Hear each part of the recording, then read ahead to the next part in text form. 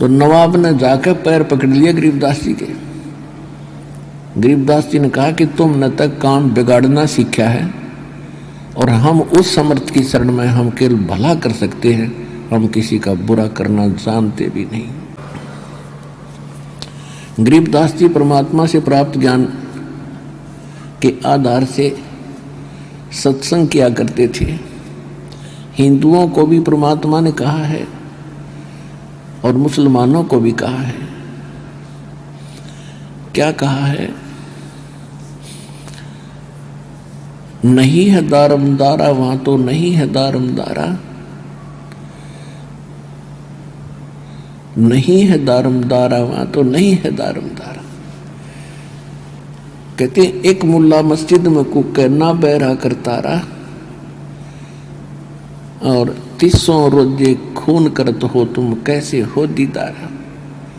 हिंदुओं को कहा करते वेद पढ़ने पर भेद न जाने बाँचे पुराण 18 और पत्थर की पूजा करेंगे भूल गए सृजनहारा।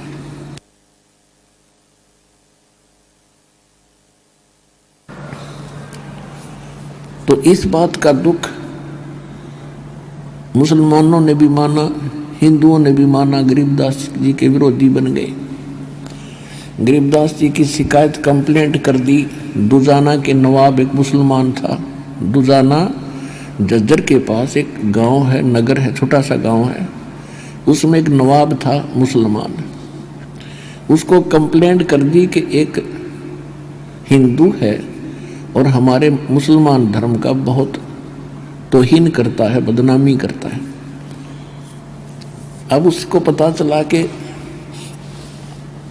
गरीबदास भंडारे क्या करते थे।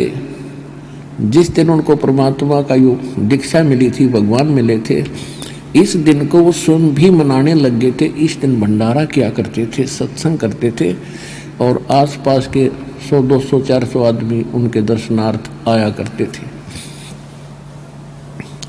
उसमें थोड़ा ही प्रचार हुआ था।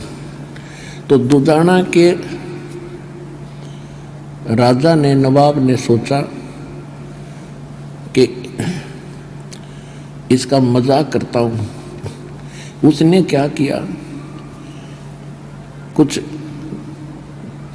टीन घी के टीनों में नीचे गोबर भर दिया और ऊपर 1-1, 2-2 किलो घी डाल दिया और 20-25 टीन एक बैलगाड़ी में रखवा के और भेज दिए गरीबदास जी के पास और कहा कि कह देना गरीबदास को नवाब ने लिख के भेज दिया कि भंडारा करते हैं आप, हमारी भी कुछ भेंट स्वीकार करें।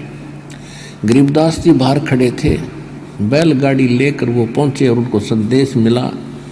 गरीबदास जी ने कहा कि मेरे परमात्मा ने मेरे को बहुत दे रखा है,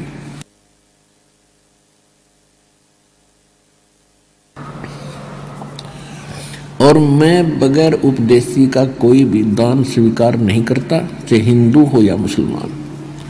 और एक बात और कह देना बैलगाड़ी वाले उस नवाब को कि तेरी नीत में खोट है, लेकिन हम समर्थ की शरण में है। और ये कह देना कि जो इसमें ऊपर है वो सारे पीपों में वही हो जाएगा और ले जाओ। अब वो वापस लेकर आगे नवाब ने पूछा क्यों नहीं एक्सेप्ट किया, और सारी बात बता दी और कहा कि उसने कहा कि जो ऊपर डाल रखा है और नीचे तक सारा एक ही हो जाएगा।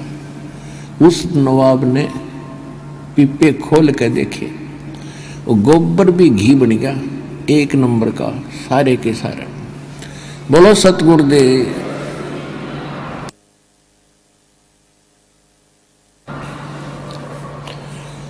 तो नवाब ने जाकर पैर पकड़ लिए गरीबदास जी के।